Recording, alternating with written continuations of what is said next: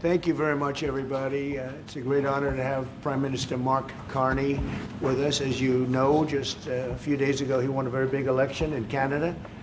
And I think I was probably the greatest thing that happened to him, but I can't take full credit. His party was losing by a lot, and he ended up winning. So I really want to congratulate him. It was probably one of the greatest comebacks in the history of politics, maybe even greater than mine. You know? But I want to just congratulate you. That was a great election, actually.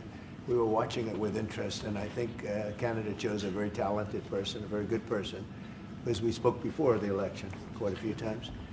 And it's an honor to have you at the White House and the Oval Office. And you see the new and improved Oval Office as it becomes more and more beautiful with love. You know, we handle it with great love. And 24-karat gold, that always helps too. Right? But it's been a lot of fun. We're going over some of the beautiful pictures that were stored in the vaults that were for many, many years, in some cases over 100 years. They were stored in vaults of the great presidents, or almost great presidents, all having a reason for being up, every one of them.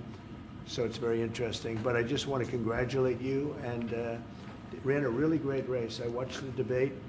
I thought you were excellent, and I think we have a lot of things in common. We have some tough points to go over, and that'll be fine. We're going to also be discussing Ukraine, Russia, the war, because Mark wants it ended as quickly as I do. I think it has to end. We had some very good news last night. The Houthis have announced that they are not, or they've announced to us at least, that they don't want to fight anymore. They just don't want to fight, and we will honor that. And we will stop the bombings, and they have capitulated. But more importantly, we will take their word. They say they will not be blowing up ships anymore, and that's what the purpose of what we were doing. So that's just news. We just found out about that. So I think that's very, very positive. They were knocking out a lot of ships going. As you know, sailing beautifully down the various seas. It wasn't just the canal, it was a lot of other places. And I will accept their word, and we are going to stop the bombing of the Houthis, effective immediately. And Marco, you'll let everybody know that, okay? Do you have something to say about that, by the way? It's a pretty big announcement. Yeah, this was always a freedom of navigation issue. Besides, these are a band of individuals with advanced weaponry that were threatening global shipping, and the job was to get that to stop. And if it's going to stop, then we can stop. And I think it's an important development. And we'll have maybe before we're going to, as you know, the Middle East, Saudi Arabia. We're going to UAE and Qatar, and that'll be, I guess, Monday night. Some of you are coming with us. I think before then we're going to have a very, very big announcement to make, like as big as it gets, and I won't tell you on what, but it's going to, and it's very positive. I'd tell you if it was negative or positive. I can't keep that out. It is really, really positive. And that announcement will be made either Thursday or Friday or Monday before we leave. But it'll be one of the most important announcements that have been made in many years about a certain subject, very important subject. So you'll all be here. Mark, would you like to say a few words? Well, thank you, Mr. President. I'm on the edge of my seat, actually. But thank you for your hospitality and above all for your leadership. You're a transformational president, focus on the economy with a relentless focus on the American worker, securing your borders, ending the scourge of fentanyl and other opioids, and securing the world. And I've been elected with my colleagues here, with the help of my colleagues here. I'm going to spread the credit to transform Canada with a similar focus on the economy, securing our borders, again on fentanyl, much greater focus on defense and security, securing the Arctic and developing the Arctic. And the history of Canada and the U.S. is we're stronger when we work together, and there's many opportunities to work together. And I look forward to, addressing some of those issues that we have, but also finding those areas of mutual cooperation so we can move forward. That's great. Very nice. Thank you very much. It's a very nice statement. Mr. President, anybody? Mr. President, is USMCA dead? No, it was actually very effective, and it's still very effective, but people have to follow it. So, that's been a problem. People haven't followed it. But it was a transitional step a little bit, and as you know, it terminates fairly shortly. It gets renegotiated very shortly. But I thought it was a very positive step from NAFTA. NAFTA was the worst trade deal in the history of our country, probably in the history of the world. And this was a transitional deal, and we'll see what happens. We're going to be starting to possibly renegotiate that if it's even necessary. I don't know that it's necessary anymore, but it served a very good purpose. And the biggest purpose it served is we got rid of NAFTA. NAFTA was a very unfair deal for the United States. A very, very terrible deal. It should have never been made. It was made many years ago, but it should have never been made. Mr. President, will stay survey on Canada and the United States. Would you like to see your first trade deal be with Canada, our neighbors in the world? I would love that. Look, I have a lot of respect for this man, and I watched him come up, in a sense, through the ranks when he wasn't given much of a chance, and he ran a really great campaign. He did a really great debate. I think that debate was very helpful. I was going to raise my hand. I don't know if that's good or bad. I shouldn't say that. That might hurt you. But no, he ran a really great election, I thought. And yeah, something could happen. Something could happen. Yeah, please. What's the top concession you want out of Canada? The top concession you want out of Canada? Concession? Yes. Friendship. But that's not a concession. No, we're going to be friends with Canada. Regardless of anything, we're going to be friends with Canada. Canada is a very special place to me. I know so many people that live in Canada. My parents had relatives that lived in Canada, my mother in particular. And I love Canada. I have a lot of respect for the Canadians. Wayne Gretzky, how good, the great one. You happen to have a very, very good hockey player right here on the Capitals, who I have a lot of respect. He is a big, tough cookie, too. Just broke the record. And he's a great guy, and we had the team here, and I got to know a lot of the players. But now Canada is a very special place. Yeah, please. Mr. President, and Mr. Prime Minister, I'd like to get your response to this too. But Mr. President, you had said that Canada should become the 51st state. Were you joking? No. Well, I still believe that, but it takes two to tango, right? But no, I do. I believe it would be a massive tax cut for the Canadian citizens. You get free military, you get tremendous medical cares and other things.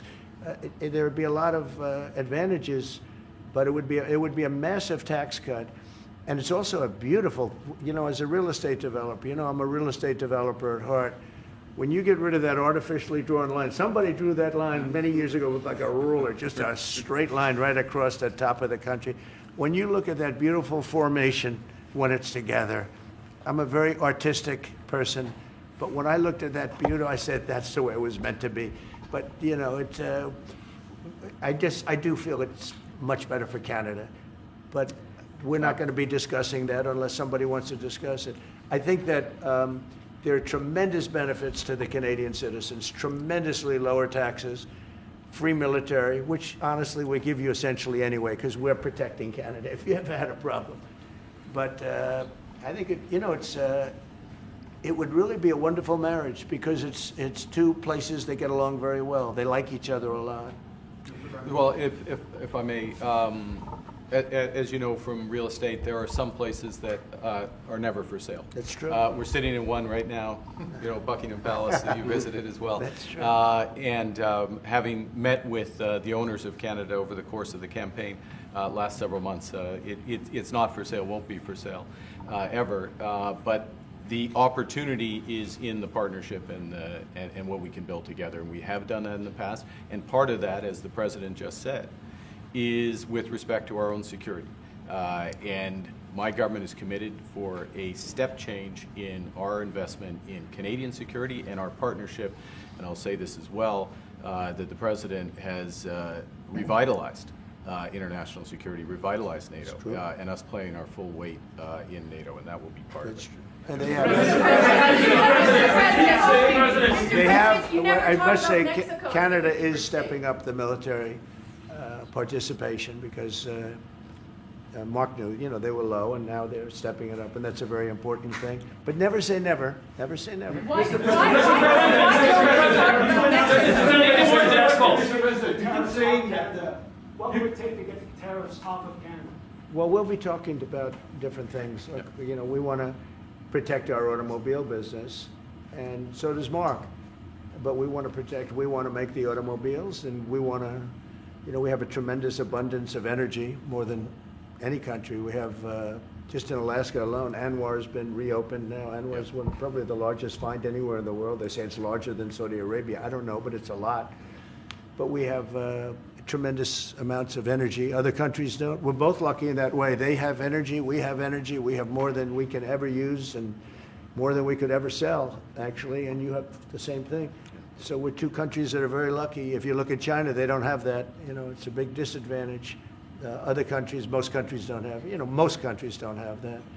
So Canada and us, we have a lot of advantages over other places. When you consider what Mr. Carney just said, that Canada is not for sale, does this make the discussion a little more difficult to start on? No, not at all. No, not at all. No, time will tell. It's only time. But I say never. I've had many, many things that were not doable, and they ended up being doable, and only doable in a very friendly way. But if it's to everybody's benefit, Canada loves us and we love Canada. That's, I think, the number one thing that's important. But we'll see. I mean, over time, we'll see what happens. Mr. President, China. I was hoping you can clarify something. Earlier this morning on Capitol Hill, Secretary Besson said that there had been no negotiations yet with China. You have said something different. They want to meet, and they're doing no business right now. And those ships are turning around in the Pacific Ocean. Big turn. Those are big ships. Those ships take about 10 miles to turn. And, we lost $1 trillion to China on trade because of an incompetent president that we had who preceded me, grossly incompetent. You're finding it out more and more now. And by not trading, we're losing nothing. So we're saving $1 trillion. It's a lot. But they want to negotiate, and they want to have a meeting, and we'll be meeting with them at the right time. But you haven't met with them yet. I have not met with them, of course. You would know if I met. I'd tell you. They want to meet, but, we are right now. Look, they're suffering greatly. Their economy is suffering greatly because they're not doing trade with the U.S. And they made most of their money off the U.S. Don't kid yourself. They don't make the money off other countries like this. And we had a trade imbalance. We had a deficit, or they had a surplus, another way of saying it, of more than $1 trillion. Think of it, more than $1 trillion.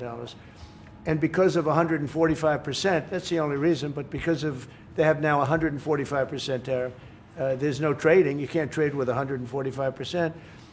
We are, therefore, making, in a certain way, I guess, $1.1 trillion. In other words, we're not losing $1.1 trillion. Our deficit is much better. When I started, I say we were losing billions of dollars a day on trade. That's rapidly turning around. We looked at numbers this morning. So we were losing, the United States during Biden was losing more than, I won't even give you numbers because they're so embarrassing, but billions of dollars a day on trade. Those numbers are rapidly turning between the tariffs. Don't forget, we're now getting 25% on cars, 25% on aluminum, 25% on steel, and maybe more importantly, massive numbers of companies are moving into the United States. Honda, we have tremendous, the car companies are moving in at levels we've never seen before. The biggest investment ever made in the United States is being made right now. Trillions of dollars. I would say we could be at $9 trillion. You could go back to other presidents. They haven't had $1 trillion for their entire term. Look at Biden. He had bad numbers. People were leaving. They weren't coming in. They were leaving with Biden, and he didn't know the difference. The only thing he knew is people coming in. You know who they were? Illegal immigrants, okay, from prisons, from mental institutions, from all sorts of places that weren't good, from gangs, from Venezuela. They were coming in and they were criminals and murderers, 11,888 people that murdered, and at least half of them murdered more than one person. This is what Biden led into our country. I'm bringing in big companies. We have Apple is investing $500 billion. We have Jensen, as you know, is going to be 500 biggest chip maker, or chip thinker, I call him. He's really a thinker more than a maker. But we also have the maker, Mr. Wei. I get to know them all in the last, it was a cram course, but they're all moving into America because of the tariffs. And I don't think people have appreciated it. Some people do, some of the smart people do. So we have more money coming in. It's really an amazing thing. We have more money being invested in the United States now than at any time ever before in our history, and it's not even close. And I think the real number could be 9 or 10 trillion. We don't know everybody that's doing it. We have many. I just heard about a plant that's being built right now, a very, very top of the line company, and they didn't come to the White House. They're just doing it because they're making it, because if they build here, there are no tariffs. And this is the big market. This is the market. That sets us apart from it. This is the market where everyone wants to be. Now, if I didn't come here and do this, all of a sudden we wouldn't be the market where everyone wants to be. So we're able to do it in time. But we're going to have a great announcement. And I'm not necessarily saying it's on trade. Going to the beginning, we're going to have a great announcement over the next few days, an announcement that will be so incredible, so positive. And I'm not saying, I don't want you to think it's necessarily on trade. Just to finish, we also have a situation, because everyone says, when are you going to sign deals? We don't have to sign deals. We could sign 25 deals right now, Howard, if we wanted. We don't have to sign deals. They have to sign deals with us. They want a piece of our market. We don't want a piece of their market. We don't care about their market. They want a piece of our market. So we can just sit down, and I'll do this at some point over the next 2 weeks, and I'll sit with Howard and Scott and with our great vice president, who has done a really good job. We have some good news to report on a lot of fronts, but JD will be there, and Marco, and we're going to sit down and we're going to put very fair numbers down, and we're going to say, here's what this country, what we want, and congratulations, we have a deal. And they'll either say, great, and they'll start shopping, or they'll say, not good, we're not going to do it. And I said, that's okay, you don't have to shop. Now, we may think, well, they have a right, you know, that maybe we were a little bit wrong, so we'll adjust it. And then you people will say, oh, it's so chaotic. No, we're flexible. But we'll sit down, and we'll, at some point, in some cases, we'll sign some deals. It's much less important than what I'm talking about. For the most part, we're just going to put down a number and say, this is what you're going to pay to shop. And it's going to be a very fair number. It'll be a low number. We're not looking to hurt countries. We want to help countries. We want to be friendly with countries. But you keep writing about deals. When are we going to sign? When? It's very simple. We're going to say, in some cases, we want you to open up your country. In some cases, we want you to drop your tariffs. I mean, India, as an example, has one of the highest tariffs in the world. We're not going to put up with that. And they've agreed already to drop it. They'll drop it to nothing. They've already agreed. They would have never done that for anybody else but me. So we're going to put down some numbers, and we're going to say our country is open for business. And they're going to come in, and they're going to pay for the privilege of being able to shop in the United States of America. It's very simple. It's very simple. So I wish they'd keep, stop asking, how many deals are you signing this week? Because one day we'll come and we'll give you 100 deals. And they don't have to sign. All they have to do is say, oh, we'll start sending our ships right now to pick up whatever we want or to bring whatever we want. It's very, very simple. And I think my people haven't made it clear. We will sign some deals. But much bigger than that is we're going to put down the price that people are going to have to pay to shop in the United States. Think of us as a super luxury store, a store that has the goods. You're going to come and you're going to pay a price, and we're going to give you a very good price. We're going to make very good deals. And in some cases, we'll adjust. But that's where it is. And we've been ripped off by everybody for 50 years, and we're just not going to do that anymore. We can't do that. And we can't let any country do that to us. We're just not going to do it anymore. On the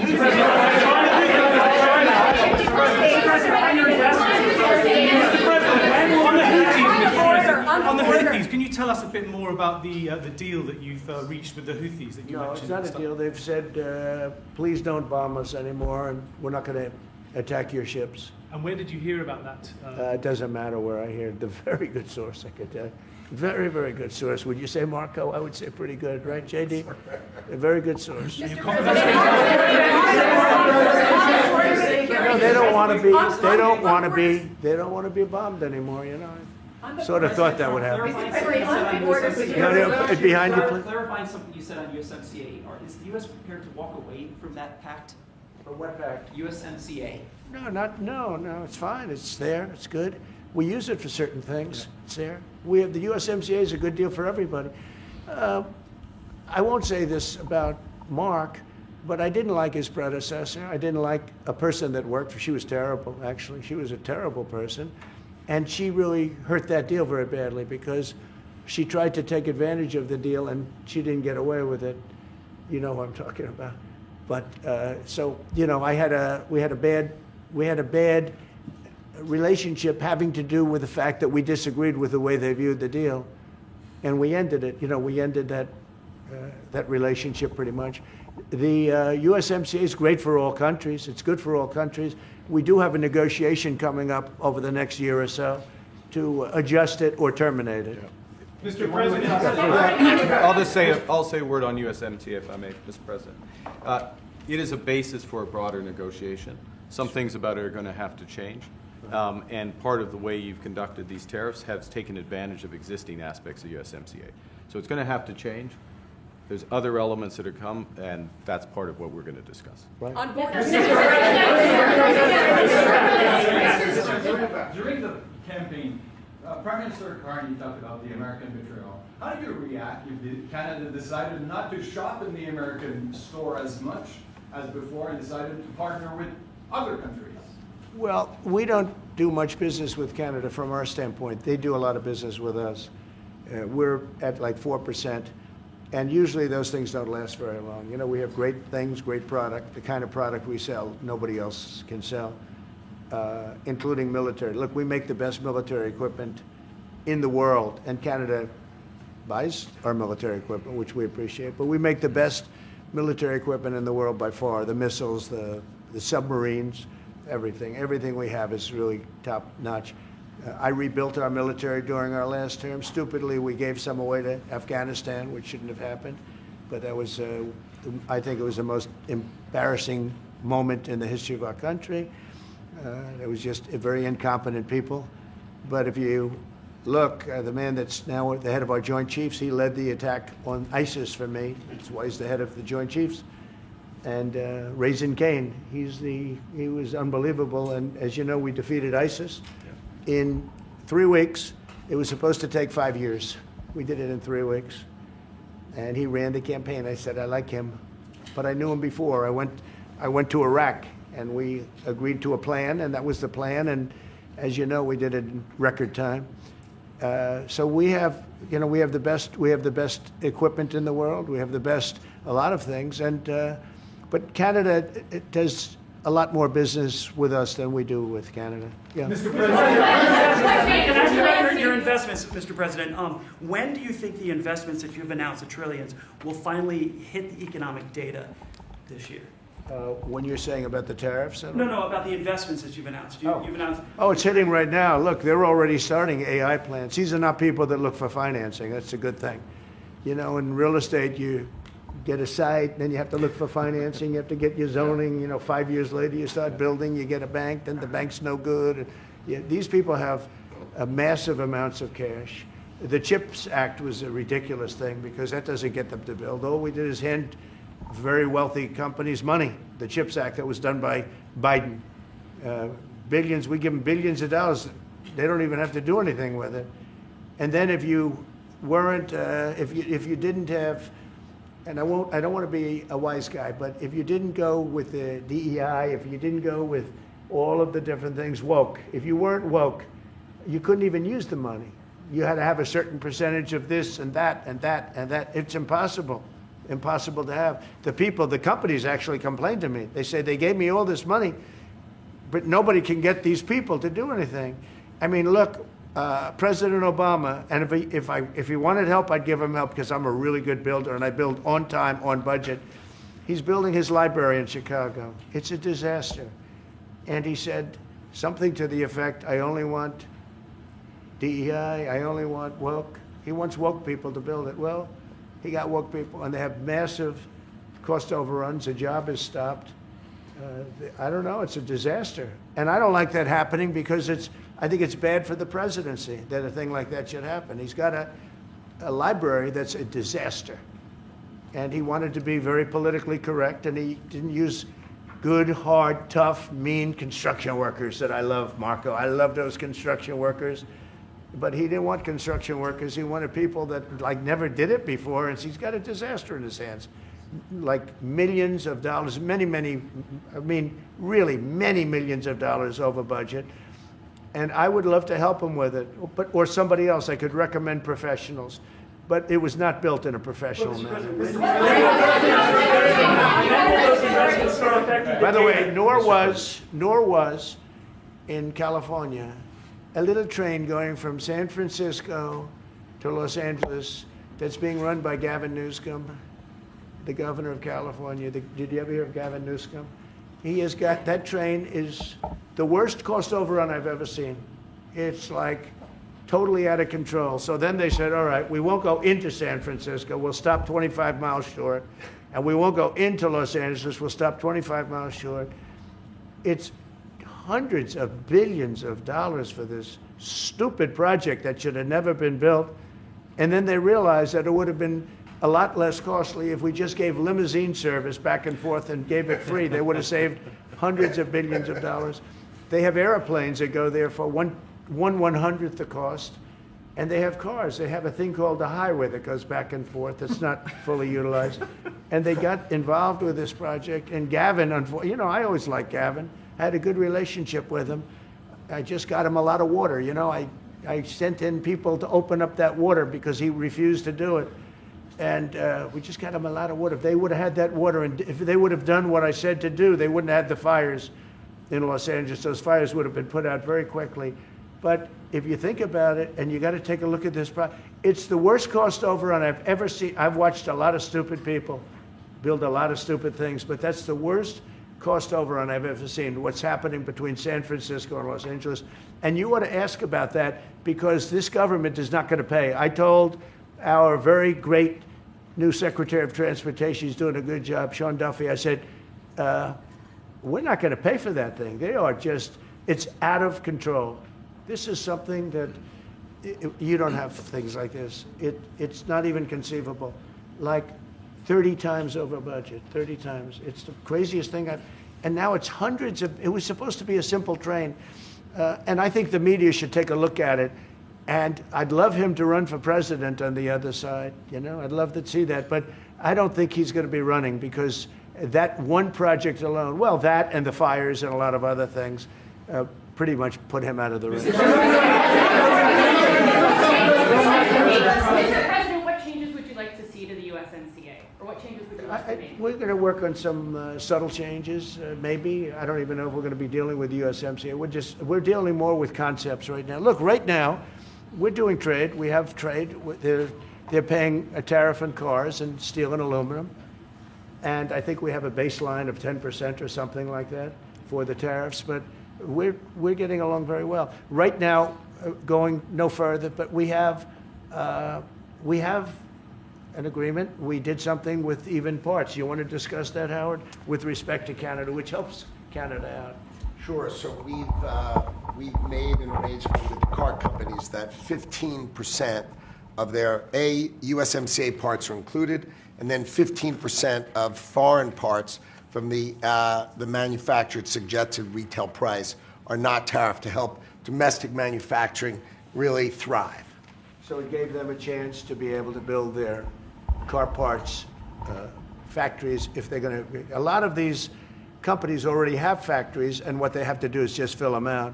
But they're able to build them in the United States, so we gave them a pretty substantial period of time. Just to clarify, Mr. President, is there anything the Prime Minister can say to you today to change your mind on tariffing Canada? Tariffing cars? Tariffing Canada. Is there anything he could say to you in the course of your meetings with him today that would get you to lift tariffs on Canada? No, Why not? just the way it is. What's your 51st state? Yeah. If Canadians don't want it, would you respect that? Sure, I would. But this is not necessarily a one-day deal. This is over a period of time they have to make that decision. Yes, go ahead. Yeah, if I may. Well, respectfully, Canadians' view on this is not going to change on the 51st state. Secondly, we are the largest client of the United States in the totality of all the goods. So we are the largest client of the United States. We have a tremendous auto sector between the two of us, and the changes that made have been helpful. 50% of a car that comes from Canada is American. That's not like anywhere else in the world. And to your question about is there one thing? No, this is a bigger discussion. There are much bigger forces involved, and this will take some time and some discussions, and that's why we're here, to have those discussions, and that is represented by who's sitting around the table. See, the conflict is, and this is very friendly. We're not. This is not going to be like we had another little blow up with somebody else. That was a much different. This is a very friendly conversation. But we want to make our own cars. We don't really want cars from Canada, and we put tariffs on cars from Canada. And at a certain point, it won't make economic sense for Canada to build those cars. And we don't want steel from Canada because we're making our own steel, and we're having massive steel plants being built right now as we speak. We really don't want Canadian steel, and we don't want Canadian aluminum and various other things because we want to be able to do it ourselves. And we, because of past thinking of people, we have a tremendous deficit with Canada. In other words, they have a surplus with us. And there's no reason for us to be subsidizing Canada. Canada's a place that will have to be able to take care of itself economically. I assume they can. I will tell you that Trudeau, when I spoke to him, I used to call him Governor Trudeau. I think that probably didn't help his election. But when I spoke to him, I said, so why are we taking your cars? Why are we taking we want to make them ourselves. I mean, I said, and if the price of your cars went up, or if we put a tariff on your cars of 25%, what would that mean to you? He said, that would mean the end of Canada. He actually said that to me. And I said, that's a strange answer, but I understand his answer. But no, I mean, it's hard to justify subsidizing Canada to the tune of maybe $200 billion a year. We protect Canada militarily, and we always will. We're going to, that's not a money thing. But we always will. But, it's not fair. But why are we subsidizing Canada $200 billion a year, or whatever the number might be? It's a very substantial number. And it's hard for the American taxpayer to say, gee whiz, we love doing that. Thank you very much. We're going to have a very substantial. Thank you.